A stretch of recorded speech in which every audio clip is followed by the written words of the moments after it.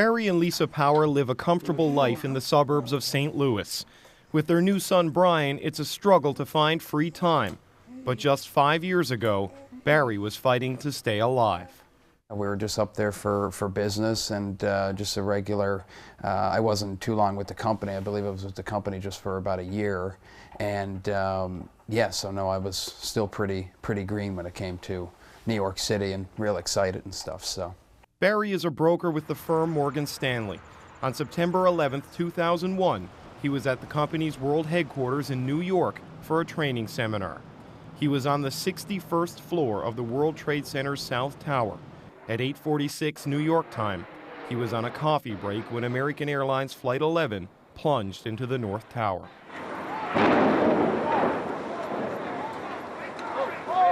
I can remember like a lot of paper, and I looked down, you know, out into the sky, and there's a lot of paper and you know, stuff falling from the sky, and it was kind of real strange. And then I looked down to the ground, and there was huge, you know, fire pits, just probably about, I'd say about 10 or 15, you know, small fires on the tops of, you know, these smaller buildings, and it was just, you know, I didn't put anything together at the time.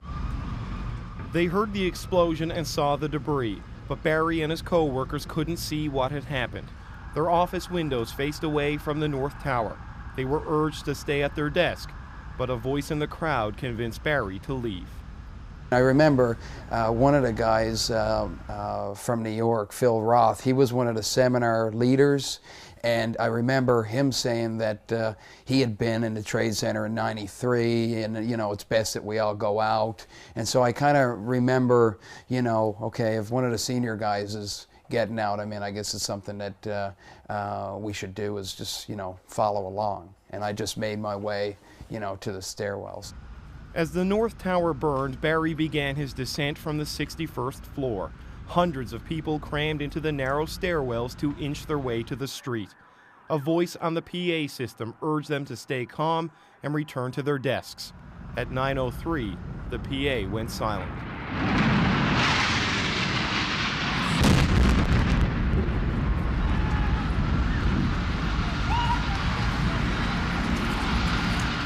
I remember exactly what it felt like when it hit. I mean, it was, I was down on the base of one of the stairwells, and, you know, of course there was people all up on the stairs, and when the crash happened, I mean, these people on the stairs, I mean, you just automatically turtle, and these people on the stairs basically just were jolted and airborne for like a split second.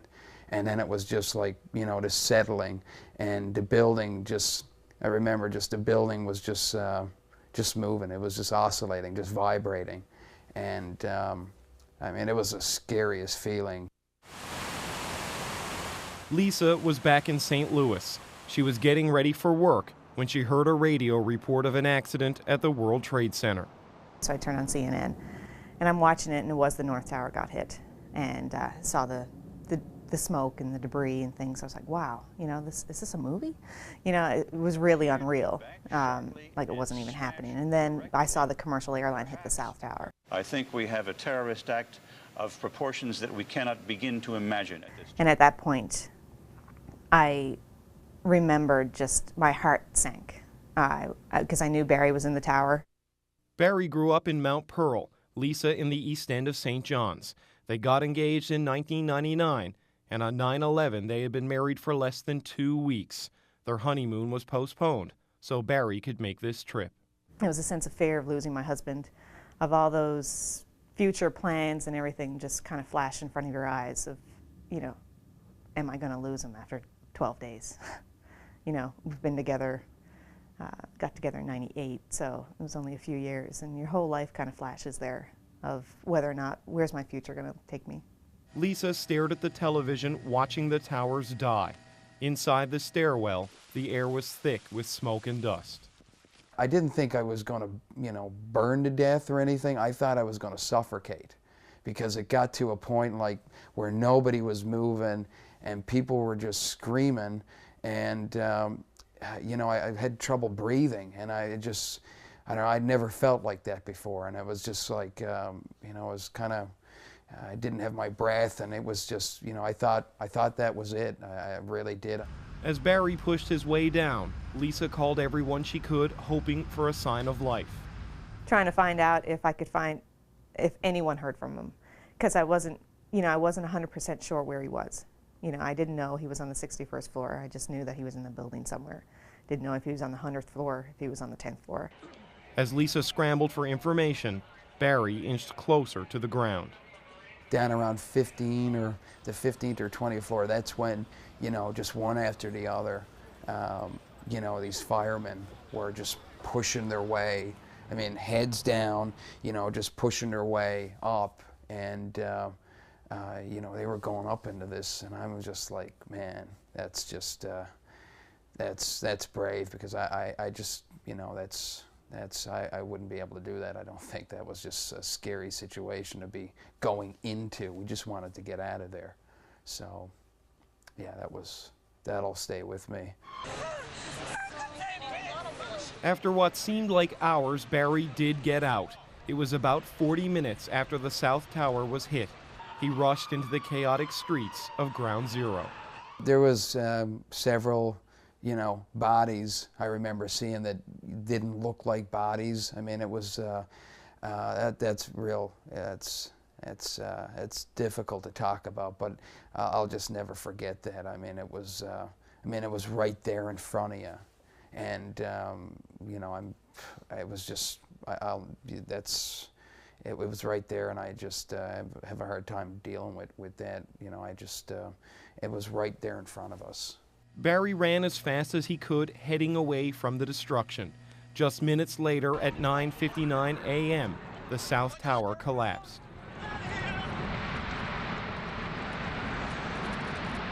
Everything started rattling. I mean, it didn't matter where you were, and then, you know, you look back, and then, I mean, the building fell down. I mean, these things are just huge, and you look back, and it's like, you know, it just came down. It's, you know, see the thing come down just like everybody else did, and it was just like, you know, it just really, you know, hit home, like, you know, how lucky I was. I was just like, wow, you know, it's just, wow. Lisa watched the tower collapse live on television. She had no idea Barry had made it out. It was indescribable. It was something that, knowing that my husband was there, it was a sense of, sadness, I guess. It was just overwhelming. It was unbelievable. I guess that's the best word to describe it. And then I was there alone in St. Louis. I was optimistic for a good, I guess, a couple of hours. And then the time passed, and I started thinking, I'm like, maybe I'll never see him again. So. Barry searched the aftermath for a working phone, desperate to reach his wife, his family, anyone at all. The reports were that thousands of people had just died, and I said, you know, this is something I need to start, you know, getting in contact with people, and there was no phones working, none, like anywhere. Finally, Barry found a dial tone amongst the ruin and was able to leave a brief message at Lisa's office. Because she didn't go to work, Lisa didn't get the message until that afternoon, 4 hours after she watched Flight 175 smash into the South Tower. And at that point, I heard the message that he had left. So around, I think, it was a good several hours after the building collapsed that I checked my messages and found out that there was a message left from Barry saying that it was very brief. It was just, I'm on the street, I'm running, I'm okay. And that was it. Shortly after, Barry's brother Brian arrived in St. Louis from Kansas. They finally spoke to Barry, and Lisa decided to drive to New York the next day to get her husband. The numerous emotions that were going through that day, I mean, it wore you out. I mean, I didn't really know how to react. I didn't know how to think. It was just, so driving that day wouldn't have made sense. I know that myself and Brian went and rented a movie that night and watched it to turn off the media, to try to take our minds off it. And, you know, spoke to Barry. one other time that evening, and then tried to get some sleep. I think I fell asleep on the couch. And then the next morning we decided to drive to New York. The reunion finally came across the river in Hoboken, New Jersey, on the street outside of a friend's apartment. We pulled up as close as we could, and then I just got out of the car, and we met on the street. Yeah, and I said, Barry, I'm a block down. I'm getting out, you know, because it probably would have taken another 15 minutes to try to find a parking spot. And he met me down on the street, and just gave each other a big hug and a kiss. So. Good. Now follow Sensei, okay? When we return, living in America in the age of terror and trying to bring a piece of home to the American Midwest. Good. Big circle around the dojo. Quickly. Okay, who's going? This is a common sight in St. Louis. Barry and Lisa Power surrounded by family, carrying on the traditions of home. The king. The king. That's right. But 5 years ago on 9/11, Barry's family was scattered across North America. His younger brother Brian is a geologist.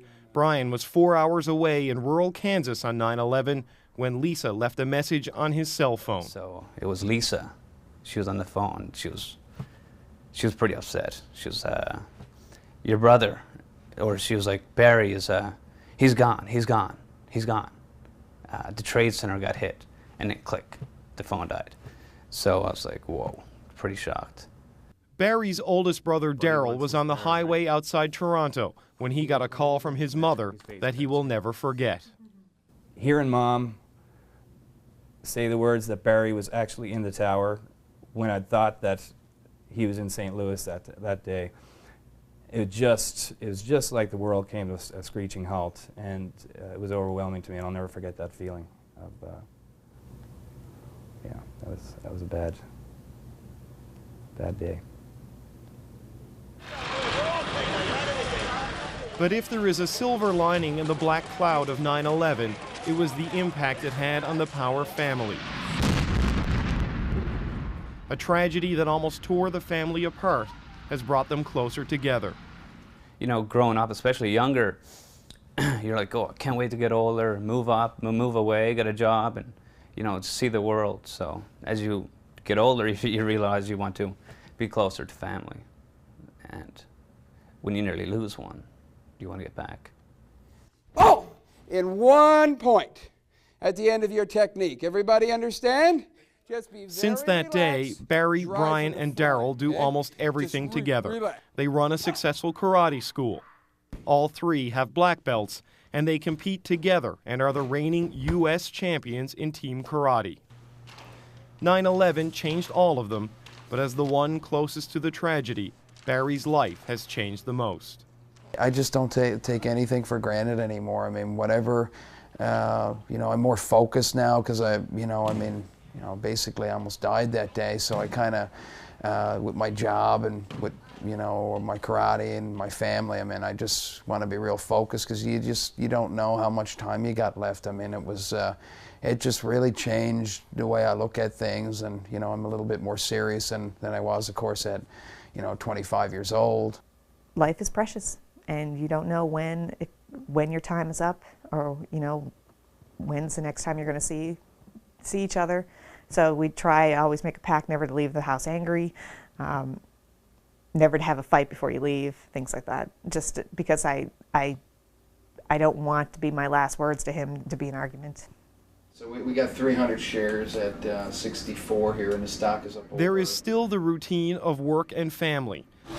I got Carl and my three up front. We're good. But all of them have to adjust to living in a country at war in Iraq, and to living in a country that is on constant terror alert. While at the same time, Barry and Lisa have to raise their son Brian in what's often called the new normal. With the new society that we're growing up in, he'll definitely have the same childhood. I want to keep it, to have him to have the same childhood as I had growing up.